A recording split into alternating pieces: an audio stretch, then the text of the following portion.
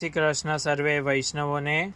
તો આ રથયાત્રાની અંદર ધરાતા આપણે આવી રીતે વસ્ત્ર પીછોડો તમારે यहाँ જે પ્રમાણે ક્રમમાં આવતું હોય એ પ્રમાણે જો સુથન ચોલી ચાકદાર ઘેરદા હોય તો એ ધરવા આ એક વૈષ્ણવે શ્રીજી બાવાની પ્રણાલિકા ફોલો કરે છે, એટલે એમણે એ પ્રમાણે લગભગ ઓર્ડર આપ્યો છે અને આપણે સિદ્ધ કર્યા છે। તો આવી રીતે આ શ્વેત દોરીઓ લાઇનિંગવાળું છે અને એની અંદર આપણે આ સિલ્વર બેઝ ગોલ્ડન જરીના દોરા પાડ્યા છે, તમે જોઈ શકો છો। આ તો આ પીછોડો, ત્યારબાદ આવી રીતે આ આડબંધ, બીજા દિવસે ઠાકોરજી આવી રીતે આડબંધ તરતા હોય છે અને આવી રીતે આમાં પણ આપણે બધામાં રિયલ સિલ્વરની જરીના બેઝ ઉપરની ગોલ્ડન જરી છે, આ ગોલ્ડન ગોટાપટ્ટી રિયલ।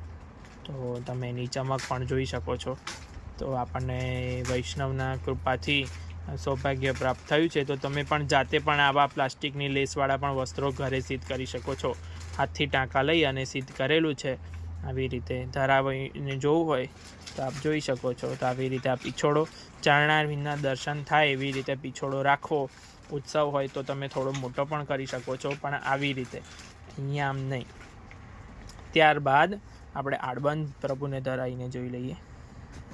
આવી રીતે આડબંધ આવી રીતે ઉત્સવમાં હોય પછી અહીંયા વચ્ચે એક ચપટી લઈએ અને અહીંયા લગા ઉપર લગાવી દેવો આવી રીતે, એટલે અહીંયા સુંદર દેખાય, ચપટી પડે એટલે ખૂબ જ આવી રીતે।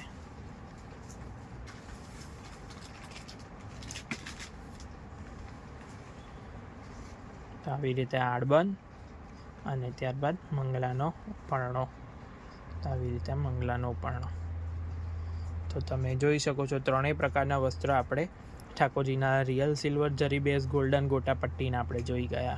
તો આવી રીતે કોઈ પણ સ્વરૂપનું વસ્ત્ર તમે સિદ્ધ કરાવવા માટે રિયલ જરીની અંદર કોન્ટેક્ટ કરી શકો છો। જય શ્રી કૃષ્ણ।